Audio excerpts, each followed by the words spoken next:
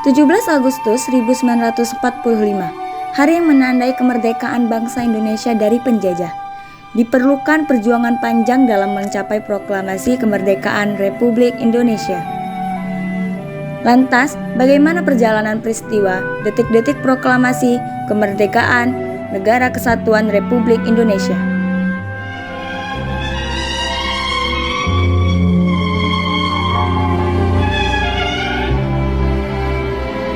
Saat Perang Pasifik atau yang dikenal dengan Perang Asia Timur Raya yang berlangsung selama 4 tahun, Jepang mengalami beberapa kekalahan dan menuju ambang kehancuran.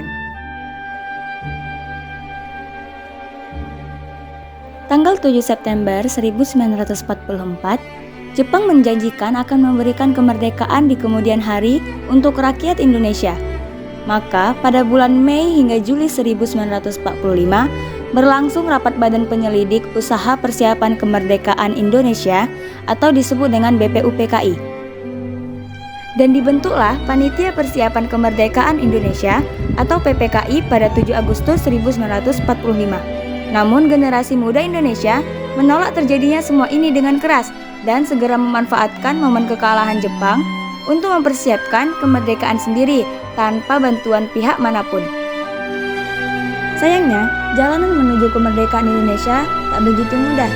Terjadi penolakan oleh golongan tua yang diwakili Soekarno dan Hatta, padahal golongan muda yang diwakili oleh Wikana, seorang tokoh pejuang pemuda, menghendaki segera diproklamirkannya kemerdekaan Indonesia saat itu juga. Soekarno, Hatta, dan Regimen Wedio Diningrat, wakil PPKI, terbang ke Dalat, Vietnam 12 Agustus 1945. Di tengah kabar pengoboman Hiroshima dan Nagasaki di Jepang, Jenderal Hisaichi Terauchi, Panglima Angkatan Perang Jepang di Asia Tenggara, menyambut kedatangan mereka. Jenderal Terauchi berkata bahwa PPKI bisa segera memproklamasikan kemerdekaan Indonesia. Kabar gembira tepat pada hari ulang tahun Hatta. Mereka semua senang kemerdekaan sudah di depan mata. Sepulang dari Vietnam, sejumlah pemuda dari organisasi Angkatan Pemuda Indonesia membawa Soekarno dan Hatta ke Rengas Dengklok pagi hari 16 Agustus 1945. Situasi Jakarta genting, Bung. Pemuda mendesak Soekarno dan Hatta segera memproklamasikan kemerdekaan Indonesia. Jepang sudah menyerah, kata para pemuda.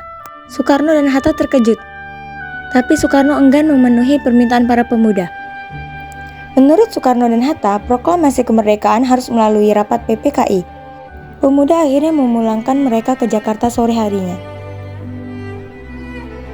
Sepulang dari Rengas Dengklok, Soekarno dan Hatta hendak bersidang dengan PPKI di Hotel Des Indes, Jakarta. Tapi Jepang melarangnya. Perubahan situasi mengarahkan rapat persiapan kemerdekaan ke Rumah Laksamana Maeda, Perwira Angkatan Laut Jepang. Di tempat inilah dalam sebuah ruangan, Soekarno, Hatta, dan Ahmad Subarjo merumuskan naskah proklamasi kemerdekaan. Tanpa gangguan dari Jepang, Soekarno lalu membacakannya ke anggota PPKI dan pemuda di serambi rumah. Naskah yang singkat, tapi semua sepakat dengan isinya. Kemerdekaan bukan lagi impian.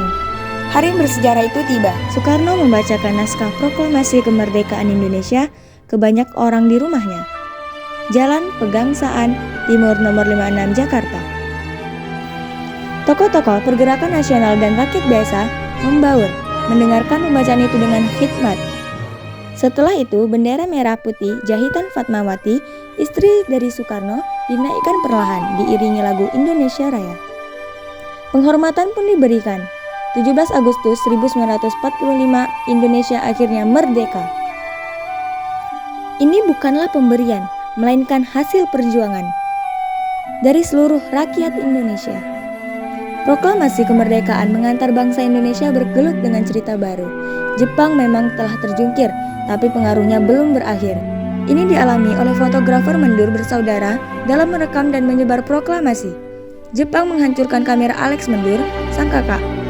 Karena itu, Franz, sang adik, mengubur negatif fotonya di halaman kantor surat kabar Asia Raya demi selamatkan bukti-bukti proklamasi. Di tempat lain, pewarta berhasil mengabarkan proklamasi lewat media cetak, juga melalui siaran radio dengan menggunakan beragam bahasa daerah. Di desa-desa, pemuda Republik berperan meneruskan kabar proklamasi.